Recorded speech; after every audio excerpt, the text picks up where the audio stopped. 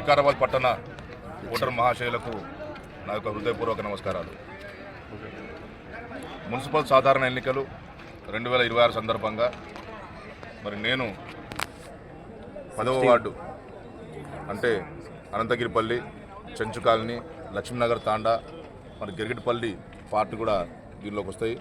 ఈ ఏరియా అంతని కూడా కలిసి 10వ వార్డు అని చెప్పడం జరుగుతూ ఉన్నది. మరి ఆ 10వ వార్డు నుంచి మరి పోటీ చేయడానికి ఈరోజు నేను నామినేషన్ దాఖలు చేయడం జరిగింది. మరి నిన్న కూడా నేను గడప గడపకు కాంగ్రెస్ పార్టీ అన్న కార్యక్రమాన్ని పెట్టుకొని ప్రతి గడపకు పోవడం జరిగింది. ప్రతి చెల్లెను, ప్రతి అక్కను, మా అన్న తమ్ములందరికీ కూడా మరి కలవడం జరిగింది. వారికి చేతులెత్తి నమస్కరించి నేను ఒకటే వేడుకోవడం జరిగింది. నేను కాంగ్రెస్ పార్టీ అభ్యర్థిగా మరి పోటీ చేస్తూ ఉన్నాను 10వ వార్డు నుంచి. మరి మీరందరూ కూడా చేతి గుర్తుకు ఓట్లేసి నన్ను భారీ మెజార్టీతో గెలిపించాల్సిందిగా వారిని వేడుకోవడం జరిగింది. మరి వాళ్ళు చెప్పారు కొందరు, అన్న మీరు మా వార్డుకు రావడం, మా ప్రాంతానికి రావడం మా అదృష్టం అన్న, మరి మీరు వస్తారా రారా అని చెప్పి మేము ఎదురు చూసినాం. మరి ఎందుకని అంటున్నాం ఈ మాట అంటే, మిమ్మల్ని మీ గురించి మాకు తెలుసు, మీరు చాలా సౌమ్యులు, అదేవిధంగా అందరినీ ఆదుకునే ఒక గొప్ప వ్యక్తిత్వం మీకున్నది. మరి కాబట్టి అదేవిధంగా మరి 33వ వార్డు నుంచి మీరు 2 దఫాలుగా కౌన్సిలర్గా కూడా చేయడం జరిగింది. మరి అక్కడ భారీ మొత్తంలో పెద్ద మొత్తంలో అక్కడ మీరు డెవలప్మెంట్ కూడా చేయడం జరిగింది అని వాళ్ళందరూ కూడా మరి నన్ను పొగడతల్లో ముంచడం జరిగింది. మరి ముఖ్యంగా నేను కూడా ఒకటే నిర్ణయించుకున్నాను, 33వ వార్డులో ఏ విధంగా డెవలప్మెంట్ చేశామో మరి అంతకంటే ఎక్కువ కూడా, అంటే ఇక్కడ 99% డెవలప్మెంట్ చేశాం, కానీ అక్కడ 100కు 100% డెవలప్మెంట్ చేసి చూపించాలని చెప్పి ఒక కంకణబద్ధుడిని అక్కడికి పోవడం జరిగింది. మరి ముఖ్యంగా అక్కడ చూస్తే అంతా కూడా బీద ప్రాంతం, అంతా కూడా షాబాద్ బండలతో ఇల్లు కట్టుకునే పరిస్థితి ఉన్నది. మరి ఆ షాబాద్ బండల ఇళ్లకు పోయి నేను మాట్లాడినా, అరే మీరు ఇందిరమ్మ ఇండ్లు వచ్చినాయి కదా ఎందుకు కట్టుకోలేదంటే, ఇంకా కొందరికి వచ్చినాయి అన్న, ఇంచుమించుగా 140 ఇండ్లు మరి ఈ 10వ వార్డుకు రావడం జరిగిందన్న, మేము ఇంకా కొన్ని స్టార్ట్ చేయాల్సిన అవసరం ఉన్నది. మరి 48 ఇండ్లు ఆల్రెడీ స్టార్ట్ చేసినాం, మరి ఇంకా కూడా మిగతా స్టార్ట్ చేస్తామన్నా అని కూడా వాళ్ళు చెప్పడం జరిగింది. మరి మిగతా ఎవరికైతే రాలేదో మరి వాళ్ళకు కూడా తప్పకుండా మరి ఇప్పించాల్సిన బాధ్యత మీదన్నా అని కూడా వాళ్ళు చెప్పడం కూడా జరిగింది. మరి వాళ్ళకి నేను సమాధానం కూడా చెప్పినాను, ఈ 10వ వార్డులో ఒక్క షాబాద్ బండల ఇల్లు కూడా ఉండకుండా పూర్తిగా ఇందిరమ్మ గృహాలు తీసుకుని వచ్చి అందరికీ పిల్లర్స్తో స్లాబ్ ఇప్పించే బాధ్యత నాది, ప్రతి ఒక్క ఇంటికి ఇందిరమ్మ గృహం ఇప్పించే బాధ్యత నాది అని కూడా నేను వాళ్ళకి చెప్పడం జరిగింది. మరి అదేవిధంగా ఎక్కడైతే రోడ్లు లేవో, ఎక్కడైతే అండర్ గ్రౌండ్ డ్రైనేజ్ లేదో, ఎక్కడైతే ఓపెన్ డ్రైన్స్ లేవో, మరి ఎక్కడ ఏ అవసరం ఉన్నా పూర్తి డెవలప్మెంట్ చేసి చూపిస్తామని కూడా నేను వాళ్ళకి మాటియడం జరిగింది. మరి ఎందుకనంటే నేను ముఖ్యంగా ఎక్కడ నిల్చున్నా కానీ గెలిచిన తర్వాత ప్రజలను పట్టించుకుని మన మనసుతో ఉన్నవాడిని. నేను 24 గంటలు వాళ్ళ కోసం పనిచేసే వ్యక్తిని. నేను 24 గంటలు ఎవరు నాకు ఫోన్ చేసినా కూడా, అర్ధరాత్రి 1-2 గంటలకు ఫోన్ చేసినా కూడా నేను వాళ్ళ ఫోన్ లిఫ్ట్ చేసి మీ సాధక బాధకాలు ఏంటి, ఎందుకు ఫోన్ చేసారు ఏంటని చెప్పి వాళ్ళతో మాట్లాడి నాకు వీలైనంత వరకు వాళ్ళకి సహాయం చేసి ఆ సమస్యను తీర్చే ప్రయత్నం నేను చేసే వ్యక్తిని. కాబట్టి నేను నా గురించి కూడా వాళ్ళకి క్లియర్గా తెలుసు. మరి నేను కూడా చెప్పడం జరిగింది.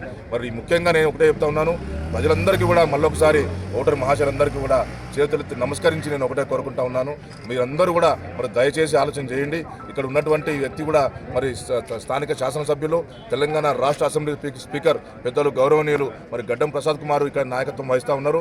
మరి వారు ఈరోజు మరి ప్రోటోకాల్లో ముఖ్యమంత్రి కంటే కూడా పెద్ద ప్రోటోకాల్ వారిది.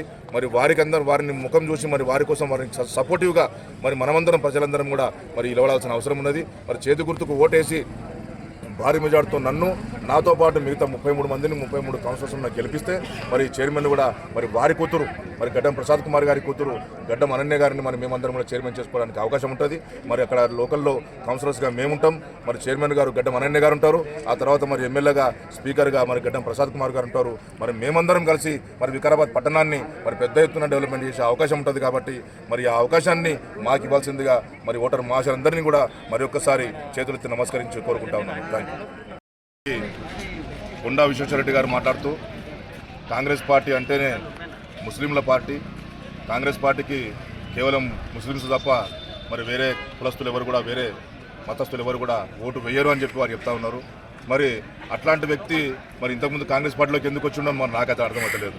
ఆయనే కాంగ్రెస్ పార్టీలోకి వచ్చిండు, మళ్ళీ ఆయనే మళ్ళీ బీజేపీ పార్టీలోకి పోయిండు, ఆయనే అంతకుముందు టీఆర్ఎస్ పార్టీలోకి ఉండే, మళ్ళీ ఈరోజేమో కాంగ్రెస్ పార్టీ ముస్లింల పార్టీ అని చెప్పి ఆయన చెప్తున్నాడు. అంటే మరి ఆయన కూడా ముస్లిమా? నేను ఒకటే అడుగుతున్నా, మరి కొండా విశ్వేశ్వరరెడ్డి గారు కూడా ముస్లిమా? అంటే ఏదో మీ నోటికి వచ్చినట్టు మాట్లాడుకుంటా ఇష్టం వచ్చినట్టు ఏదో కాంగ్రెస్ పార్టీ మీద బురద జల్లాలనే ప్రయత్నం చేస్తే ఎవరు కూడా ఇక్కడ ఊకున్న వ్యక్తులు లేరు. మేము కూడా కరడు కట్టిన హిందూవాదులం. మేము బీజేపీలో ఉన్నటువంటి మీలాంటి వాళ్ళకంటే కూడా కరడు కట్టిన హిందూవాదులం మేము. మరి అదేవిధంగా కాంగ్రెస్ పార్టీని స్థాపించింది మన హిందువులే, కాంగ్రెస్ పార్టీని స్థాపించింది భారతీయులే.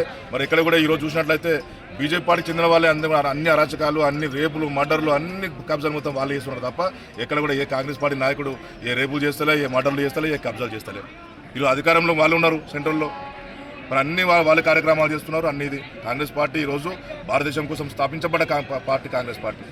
ఈరోజు భారతదేశాన్ని సాధించుకున్నది కాంగ్రెస్ పార్టీ, అదేవిధంగా తెలంగాణ రాష్ట్రాన్ని సాధించుకున్నది కూడా కాంగ్రెస్ పార్టీ. మరి ముఖ్యంగా నేను కూడా ఈరోజు వికారాబాద్ జిల్లా కోసం 23 రోజులు హంగర్ స్ట్రైక్ చేశాను. నేను నా మీద 4 కేసులు కూడా పెట్టారు పోలీసు వాళ్ళు, ఇప్పటికీ తిరుగుతూనే ఉన్నాను. దాంతోపాటు ఇంకా 25 కేసులు కూడా పెట్టారు. ఆ విధంగా మేమందరం కూడా మనమందరం కలిసిమెలిసి ఉండాల్సిన అవసరం ఉన్నది. ఇప్పుడు మీరందరూ ఏం చేయదలుచుకున్నారు బీజేపీ వాళ్ళు అంటే మొత్తం ముస్లిం మొత్తం తరిమి కొడతారా, ముస్లిం మొత్తం చంపేస్తారా? ఏంది అది? ఏం పద్ధతి మాట్లాడేది? ఒక మతం కోసం మాట్లాడడం కరెక్ట్ కాదు. మనది సెక్యులరిజం పార్టీ, సెక్యులరిజం మన దేశం మనది. మనం అన్ని పార్టీలు, మన అన్ని కులాలు, అన్ని మతాలు కూడా కలుపుకొని తీసుకుపోవాల్సిన అవసరం ఉన్నది. భారతదేశంలో అన్ని మతస్థులకు, అన్ని కులస్తులకు కూడా హక్కు ఉందని చెప్పి సందర్భంగా తెలియజేస్తూ ఉన్నా.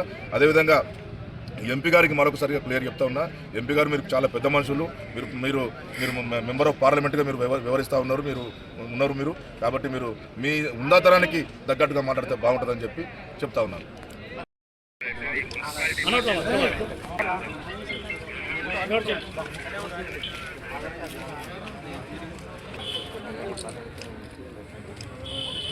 Yeah.